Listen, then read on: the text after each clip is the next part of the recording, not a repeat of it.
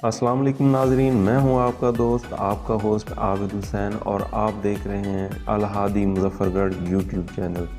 ناظرین، آج کا ٹاپک ہے ڈپریشن کا شکار معاشرہ۔ ناظرین، کہتے ہیں 55 سالہ شخص جو کہ ڈپریشن کا شکار تھا، اس کی بیوی اپنے شوہر کو لے کے ایک ڈاکٹر کے پاس رجوع کرتی ہے، اور وہ ڈاکٹر جو تھا وہ ماہر نفسیات تھا۔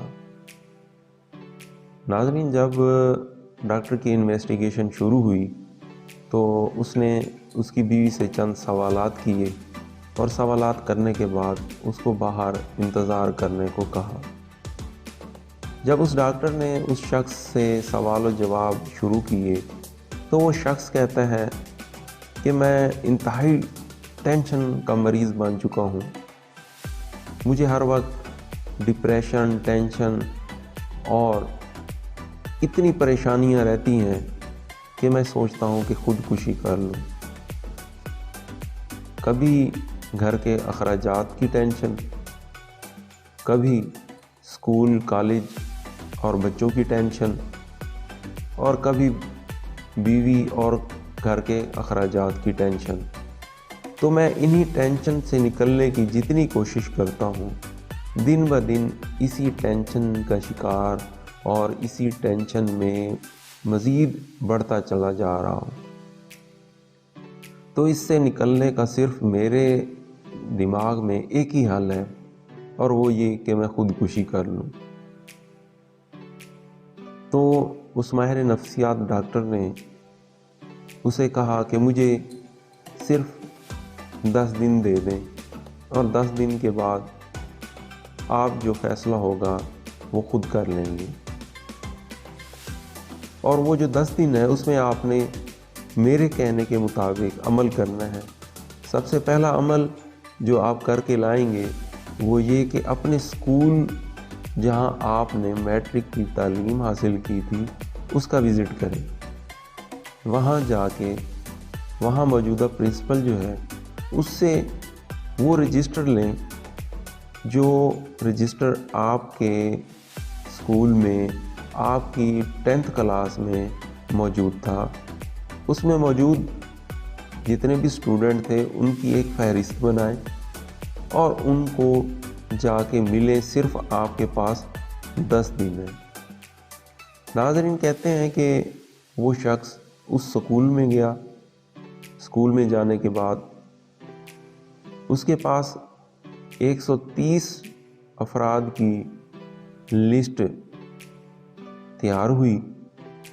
جب وہ 130 افراد کی لسٹ کو لے کے ان افراد کو ملنے کی کوشش کرتا ہے تو اسے معلوم ہوتا ہے کہ چند ان افراد میں سے فوت ہو چکے ہیں، چند باقی ہیں، ان میں سے چند رنڈوا ہو چکے ہیں، ان میں سے چند کی 2 شادیاں ہو گئی ہیں، ان میں سے چند غربت کی انتہا کو پہنچے ہوئے ہیں، ان میں سے چند ایسے ہیں جن کی سرکاری جابز ہیں، اور ان میں سے چند ایسے ہیں جو ٹیچر ہیں، ان میں سے ایسے بھی ہیں جو بیماری میں مبتلا ہیں اور وہ موت کا انتظار کر رہے ہیں،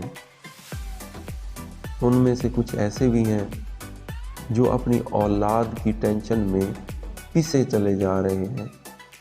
ناظرین، ان میں سے کچھ ایسے بھی تھے جن کے اوپر عدالت میں کیس چل رہا تھا۔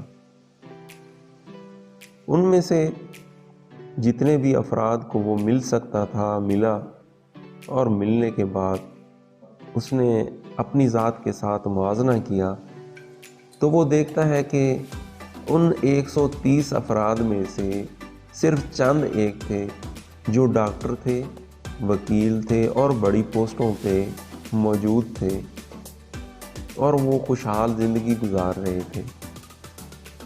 لیکن ان میں سے 90% افراد ایسے ہیں جو غربت کی انتہا میں بھی اللہ تعالیٰ کا شکر ادا کر رہے تھے، اور وہ اتنی پریشانیاں اور مشکلات میں رہتے ہوئے بھی زندگی بسر کر رہے تھے۔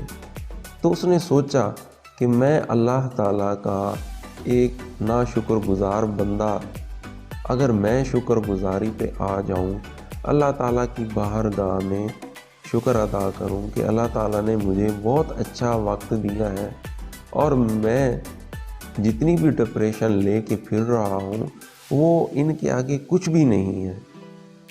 तो नाज़रीन, जब 10 दिन गुजरने के बाद वो उस डॉक्टर के पास दोबारा जाता है तो वो तमाम वाक़या उसको हूबहू सुनाता है और वो कहता है कि डॉक्टर साहब, मैं उन तमाम अफराद से मिला हूँ और सिर्फ 10% लोग ऐसे हैं जो एक खुशहाल ज़िंदगी गुजार रहे थे और बाकी के जो 90% अफराद हैं उनमें से चंद एक फौत हो चुके हैं और जो बाकी बचे हुए हैं कोई बीमारियों में मुब्तला था और कोई घर की परेशानी में मुब्तला है, कोई क्या और कोई क्या।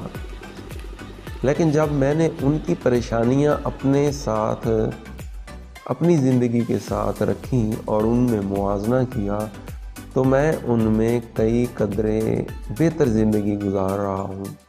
तो वो अल्लाह ताला का शुक्र अदा करता है और अपने जहन से वो तमाम परेशानियाँ फेंक के घर चला जाता है।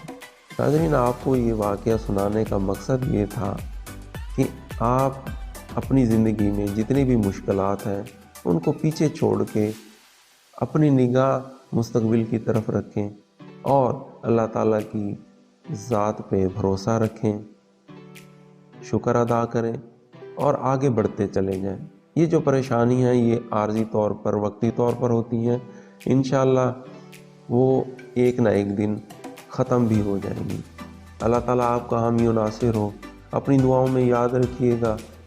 मेरे चैनल को सब्सक्राइब करें और लाइक के बटन पे प्रेस करें और जितना हो सके मेरी इस वीडियो को शेयर ज़रूर करें। इंशाल्लाह मिलते हैं अगली वीडियो में। उतने तक अल्लाह हाफिज़।